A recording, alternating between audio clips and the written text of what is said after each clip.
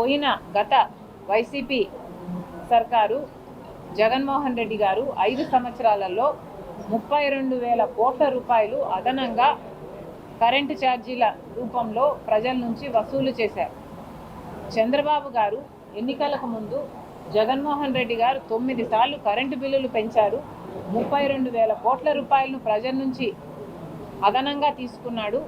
నేను అధికారంలోకి వస్తే కరెంటు బిల్లులు తగ్గిస్తాము, 30% తగ్గిస్తాము, మేము పెంచబోము అని చంద్రబాబు గారు వాగ్దానం చేశారు.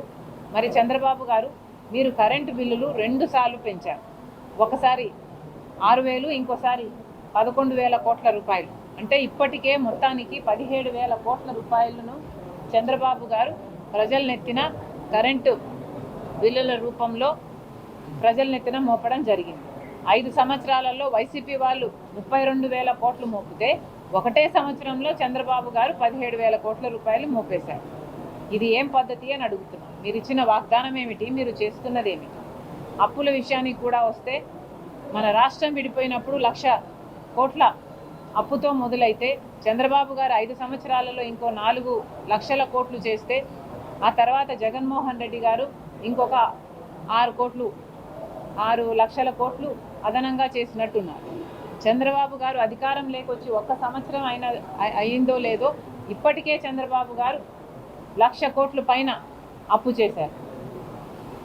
మరి ఈ రేట్లో పెంచుకుంటూ పోతే ఇంకా రాష్ట్రం మీద అప్పులు, ఇది అప్పుల రాష్ట్రంగా మారుతుంది ఆంధ్ర రాష్ట్రం కాస్త. దయచేసి దీని మీద ఆలోచన చేయాల్సిన అవసరం ఉంది. అప్పుల మీద బ్రేక్ వేయాల్సిన అవసరం ఉంది. చంద్రబాబు గారు ఇన్ని అప్పులు చేయడం భావ్యం కాదు.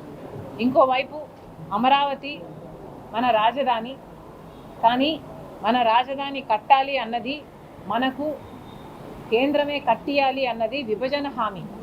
మరి అలాంటప్పుడు చంద్రబాబు గారు అప్పులు ఎందుకు తెస్తున్నాడో రాజధాని కోసము మాకు అర్థం కాని విషయం.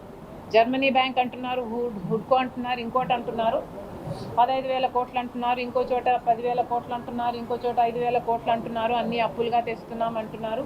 కానీ వీటన్నిటికీ అప్పులుగా తెస్తే ఈ భారం అంతా మళ్ళా ప్రజలనెత్తినే పడుతుంది. ఈ భారం తీర్చాలి అంటే మళ్ళీ ఆ భూమిని అమ్మాలి.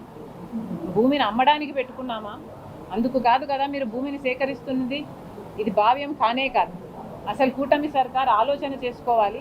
కాంగ్రెస్ పార్టీ మిమ్మల్ని సూటిగా ప్రశ్నిస్తుంది, బీజేపీకి ఎందుకు మద్దతు ఇస్తున్నారు? మన రాష్ట్రానికి బీజేపీ పార్టీ ఏం మేలు చేసిందని కూటమి సర్కారు, చంద్రబాబు గారు, పవన్ కళ్యాణ్ గారు బీజేపీతో జత కట్టారో ప్రజలకు సమాధానం చెప్పాలి.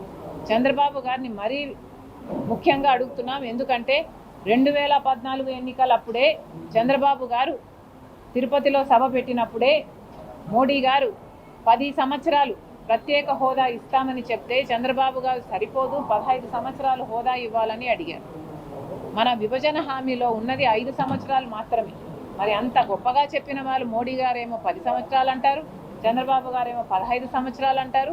ఇప్పుడు అధికారంలోకి వచ్చారు, అధికారం అనుభవిస్తున్నారు. 10 సంవత్సరాలుగా బీజేపీ అధికారంలో ఉంది. చంద్రబాబు గారు ముందు 5 సంవత్సరాలు ఉన్నారు, ఆ తర్వాత 5 సంవత్సరాలు లేరు. ఇప్పుడు మళ్ళీ అధికారంలోకి వచ్చారు. అసలు ప్రత్యేక హోదా గురించి ఊసేలేదు. మరి ప్రత్యేక హోదా విషయంలో ఆంధ్ర రాష్ట్ర ప్రజలను బీజేపీ పార్టీ అంత వెన్నుపోటు పొడిస్తే, అంత నిర్లక్ష్యం చేస్తే మరి మీరు ఎందుకు మద్దతు ఇస్తున్నారు? చంద్రబాబు గారు సమాధానం చెప్పాలి. అలాగే ఒక్క విభజన హామీనైనా బీజేపీ పార్టీ గౌరవిస్తుందా?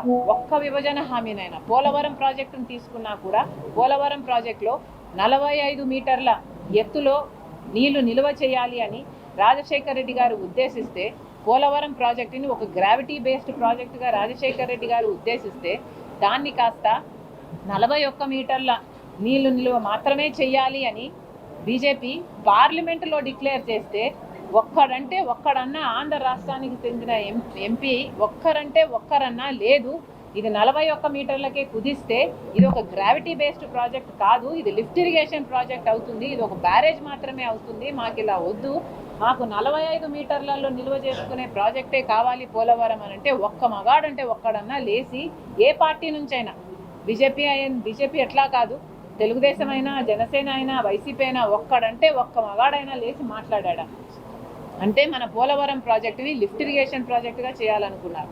కేవలం 83,000 కుటుంబాలకు R&R ప్యాకేజ్ ఇవ్వకుండా తప్పించుకోవడానికి ప్రాజెక్ట్ హైట్ను కుదించేస్తున్నారు, నీళ్ళ నిల్వను కుదించేస్తున్నారు.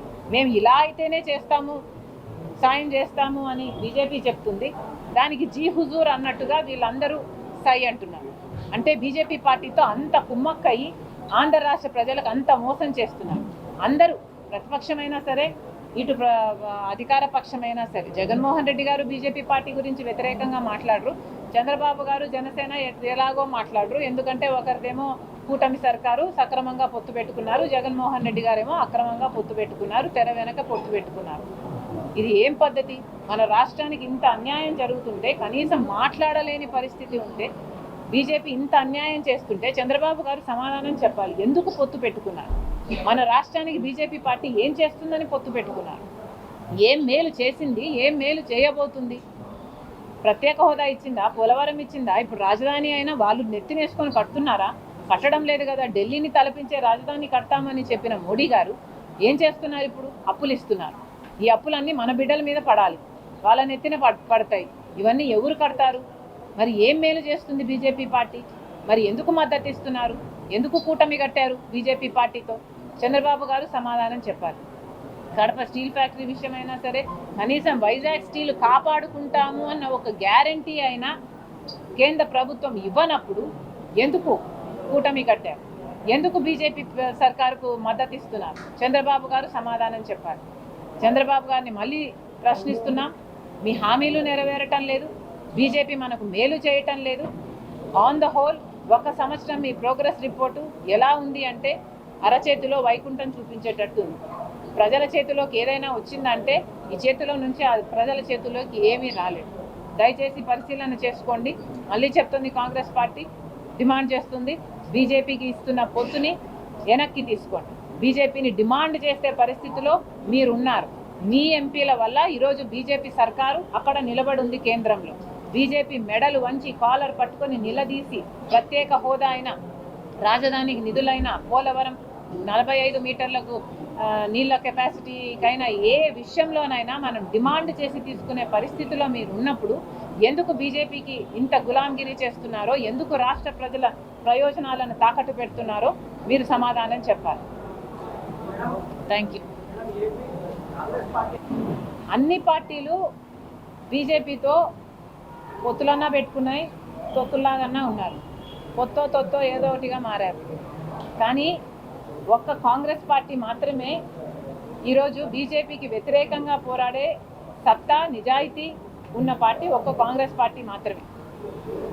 బీజేపీ పార్టీ గత 10 సంవత్సరాలుగా మన రాష్ట్రానికి చేయాల్సిన మేలులలో ఒక్కటి చేయనప్పటికీ జగన్మోహన్ రెడ్డి గారు ఒకవైపు రాజశేఖర రెడ్డి గారు కొడుకై ఉండి, రాజశేఖర రెడ్డి గారు బీజేపీని వ్యతిరేకించారు అని అంత క్లియర్గా తెలిసినప్పటికీ అదే బీజేపీ పార్టీకి తొత్తుగా మారాడు. అదే బీజేపీ పార్టీ మోడీ గారికి దత్తపుత్రుడిగా మారారు. ఏది కావాలంటే అది, ఏ బిల్లుకు కావాలంటే ఆ బిల్లుకు మద్దతు ఇచ్చారు.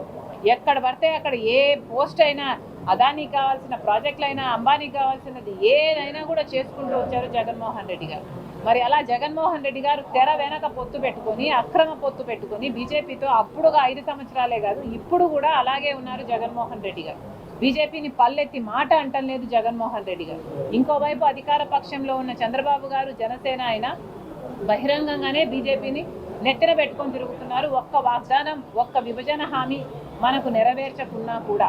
ఇలాంటి పరిస్థితుల్లో రాష్ట్రానికి ఏదైనా మేలు జరగాలి అంటే మన రాజ్యాంగాన్ని కూడా మార్చాలి అని బీజేపీ చూస్తుంది. మన రాజ్యాంగాన్ని మనం సంరక్షించుకోవాలన్నా, మన విభజన హక్కులు మనం తెచ్చుకోవాలన్నా బీజేపీకి వ్యతిరేకంగా పోరాడే పార్టీ అవసరం.